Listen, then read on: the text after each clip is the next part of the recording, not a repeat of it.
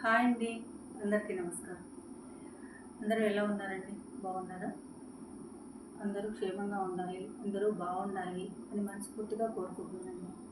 అయితే ఇవాళ ఈ వీడియో ఎందుకు చేస్తున్నానంటే, ఈ వీడియో నేను ఇవాళ చాలా హ్మ్, ఒక బాధగా చేస్తున్నానండి. చాలా బాధగా చేస్తున్నాను ఈ వీడియోని. ఎందుకంటారా? అట్ ద సేమ్ టైమ్ నేను ఈ వీడియో చేయటం వల్ల కనీసం నేనిచ్చే ఈ మెసేజ్ నలుగురికి స్ప్రెడ్ అయ్యి కనీసం ఒక్కళ్ళో ఇద్దరో అన్నా సరే మెసేజ్‌ని స్వీకరిస్తారనే ఉద్దేశంతోటి నేను ఇవాళ ఈ వీడియోని చేస్తున్నానండి. ఈ వీడియోని చేస్తున్నాను.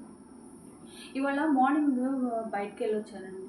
బయటికెళ్ళి నా పని ముగించుకొని తిరిగి ఇంటికి వస్తా ఉండగా దారిలో ఒక పెద్దాయన బండి మీద వస్తా ఒక పెద్దాయన పక్కన ఉన్న ఫుట్‌పాత్ మీద పడిపోయారు.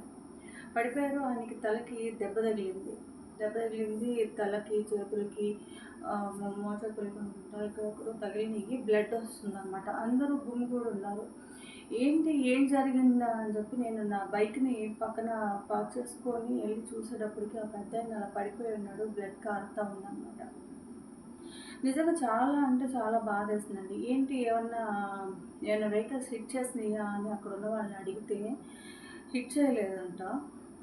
వాళ్ళు చెప్పిన రీజన్ ఏంటంటేనండి, ఇద్దరు కుర్రోళ్ళు యంగ్‌స్టర్సు ఈ బైక్స్ ఉంటాయి గదండీ! కొంచెం నాయిస్ వచ్చే బైక్స్ ఉంటాయి గదా! పెద్ద పెద్ద సౌండ్స్ వచ్చే ఆ సౌండ్స్ తోటి సౌండ్స్ చేసుకుంటా ఇట్లా వాళ్ళేదో చేస్తారు గదా! పిల్లలు నాయిస్ చేసుకుంటూ వచ్చేటప్పటికి ఆ పెద్దాయన ఆ సౌండ్‌కి భయపడిపోయి అంటే ఆయన్ని ఏదన్నా హిట్ చేస్తుందేమో అనుకున్నారో ఏమో మరి పడిపోయారంట కిందకి. పడిపోయేటప్పటికి ఆ తలకి దెబ్బ తగిలిందండి. తలకి దెబ్బ తగిలింది. సో బ్లడ్ అంతా కారిపోతా ఉంది. వాళ్ళు మరి హాస్పిటల్‌కి తీసుకెళ్తున్నట్టున్నారు. అక్కడ ఉన్న వాళ్ళంతా కూడా వాళ్ళ రిలేటివ్స్‌కి, ఫ్యామిలీ మెంబర్స్‌కి కాల్స్ చేస్తున్నారు. సో నేనొచ్చేసానండి.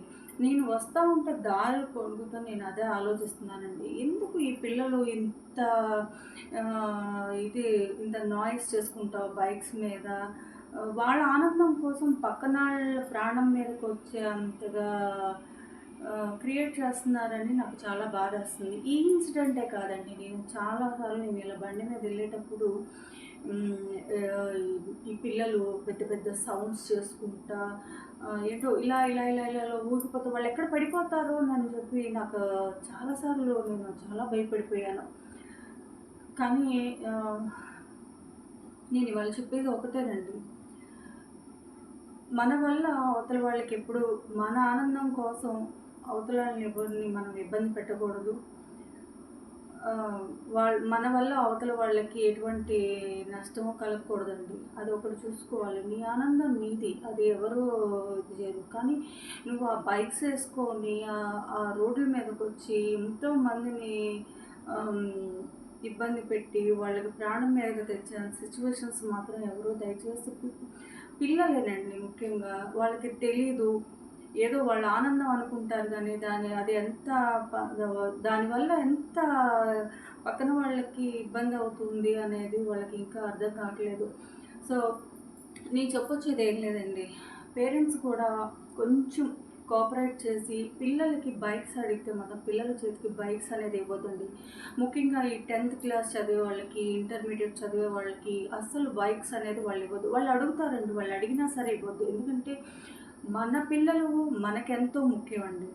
మన పిల్లలు మనకెంతో ముఖ్యం. అలాగే బయట వచ్చేవాళ్ళు కూడా వాళ్ళ బయటికెళ్ళి వాళ్ళ ఇంటికి రావాలంటే అసలు నిజంగా ఈ గ్యాప్‌లో మనం ఇంటికి వస్తామా లేదా అనేది కూడా మనకి సందేహంగానే ఉంటుంది కదా!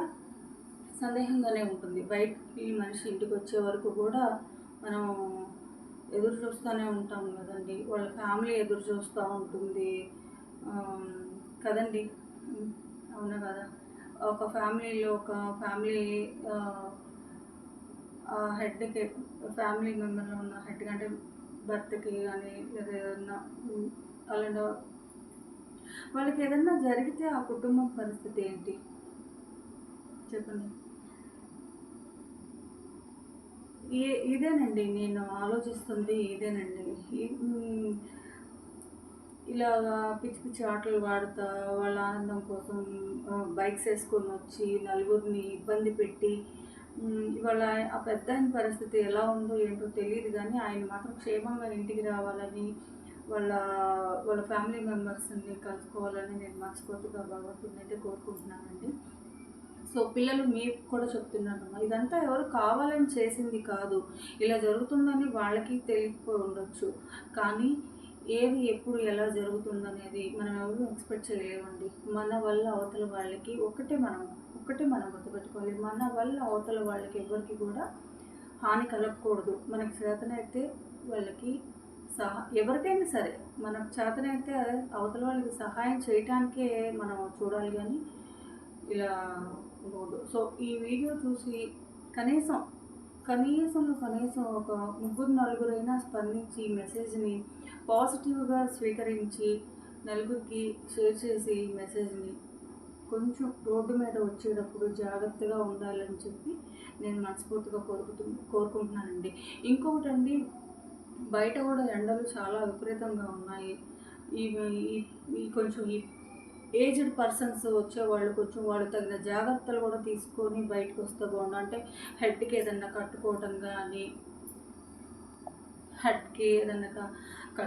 కానీ కవర్ చేసుకోవడం, ఎండ తగలకుండా. ఏంటంటే ఈ ఎండ వల్ల వచ్చే దీనికి వాళ్ళ కళ్ళు బయలు కమ్మిపోయే నీరసం వచ్చే సిచ్యువేషన్ కూడా ఉంటుంది. అలాంటప్పుడు కూడా మనం బండి డ్రైవ్ చేయడం కష్టం కదండి. సో అదండి నేను చెప్పేది ఏంటంటే, రోడ్డు మీద వెళ్ళేటప్పుడు చాలా జాగ్రత్తగా వెళ్ళండి. మన వల్ల కాకపోయినా పక్కన వాళ్ళ వల్ల కూడా తప్పు జరుగుతుంది. ఈ ఈ పిల్లలు కూడా బైక్స్ అనేది కొంచెం జాగ్రత్తగా కొంచెం ఆలోచించుకొని బైక్స్ అనేది డ్రైవ్ చేయడం మంచిదండి. సో అది నేను చెప్పేది. ఈ వీడియో నలుగురికి షేర్ చేయండి. నలుగురికి షేర్ చేయటం వల్ల నలుగురిని చూసి కాస్త ఏదన్నా ఉపయోగపడుతుంది అనుకుంటే కాస్త స్పందించి కొంచెం తగు జాగ్రత్తలు తీసుకుంటారని ఆశిస్తూ సెలవు.